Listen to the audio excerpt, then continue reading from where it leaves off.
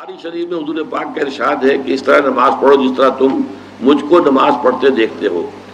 سوال یہ کہ حضور نے کس طرح نماز پڑھی، جبکہ بخاری شریف میں حضور نے رفع یدین کی نماز پڑھی ہے بخاری شریف میں حضور نے رفع یدین کی نماز پڑھی ہے۔ دیکھیے حضور نے مختلف طریقوں اختیار کیے مختلف اوقات میں۔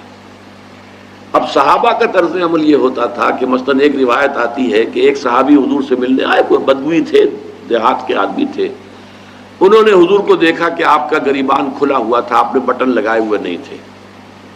پھر انہوں نے ساری عمر اپنے گریبان کے بٹن نہیں لگائے کہ میں نے محمد کو اس طرح دیکھا ہے صلی اللہ علیہ وسلم۔ اب یہ ان کا جذبہ ہے، ان کی نیکی ہے، اتباع کا جذبہ ہے۔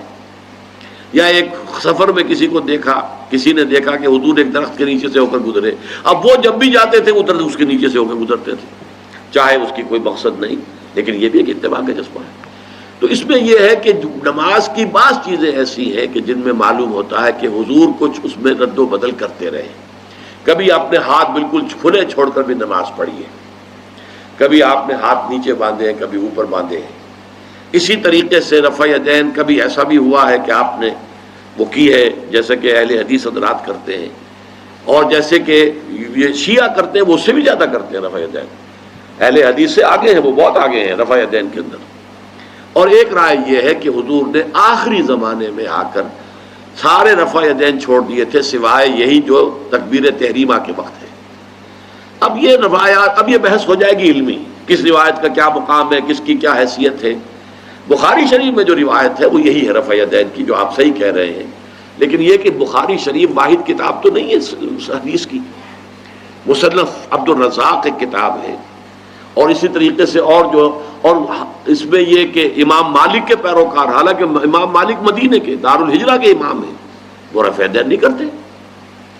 امام شافعی کے کرتے ہیں، امام مالک کے نہیں کرتے، امام ابو حنیفہ کے نہیں کرتے۔ تو ان چیزوں میں بہت زیادہ پریشان ہونے کی ضرورت نہیں ہے۔ اصل جو معجزہ ہے حضور کا اور اسلام کا وہ یہ ہے کہ 1400 برس گزر گئے لیکن نماز کے ضمن میں اتنا اختلاف نہیں ہے کہ تمام مسلمان باجماعت نماز نہ پڑھ سکیں۔ دیکھیے رفع یدین کرنے میں جماعت ٹوٹی نہیں، آپ نے کیا یا نہیں کیا، جماعت کی فارمیشن برقرار رہی۔ فرض کیجئے کوئی شخص یہ سمجھتا کہ پہلے سجدہ ہے پھر رکوع ہے،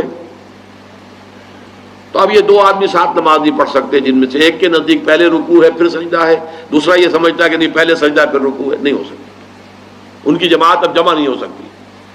یا کسی کا یہ خیال ہو کہ جیسے ہر رکعت میں رکوع ہے کہ سجدہ بھی ایک ہے، وہ ایک سجدہ کر کے کھڑا ہو جائے۔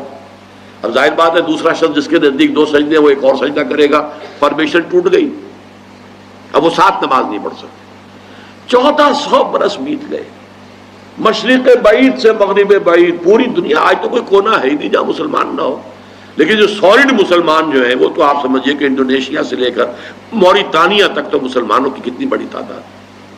لیکن کہیں ایسا نہیں ہے کہ آپ کی فارمیشن ٹوٹتی ہو، کوئی ایسا مسلک نہیں ہے جس میں یہ خیال ہو کہ مغرب کی رکعت میں 2 ہیں جیسے فجر کی ہے، نہیں، وہی 3 رکعتیں ہیں۔ کوئی ایسا مسلک نہیں جس میں یہ معلوم ہو کہ فجر کی رکعتیں 3 ہیں 2 نہیں ہے، کوئی نہیں۔ عصر کی 2 ہیں یا 4 6 ہیں، یہ نہیں، وہی رکعت کی ترتیب، پہلے کھڑے ہونا ہے پھر رکوع ہے پھر کھڑے ہونا ہے پھر سجدے میں جانا ہے پھر بیٹھنا ہے پھر سجدہ پھر کھڑے ہونا۔ فارمیشن نہیں ٹوٹتی، شیعہ ہو سنی ہو، اور اس میں حنفی ہوں مالکی ہوں شافعی ہوں حنبلی ہوں زیدی ہوں ظاہریہ ہوں، کوئی بھی ہو، کسے باشد، تمام مسلمان مل کر جماعت سے نماز ادا کریں گے اور ان کی جماعت ٹوٹتی نہیں ہے۔ یہ ہے جس کو ہمیں سمجھنا چاہیے۔ یہ کیوں ہے؟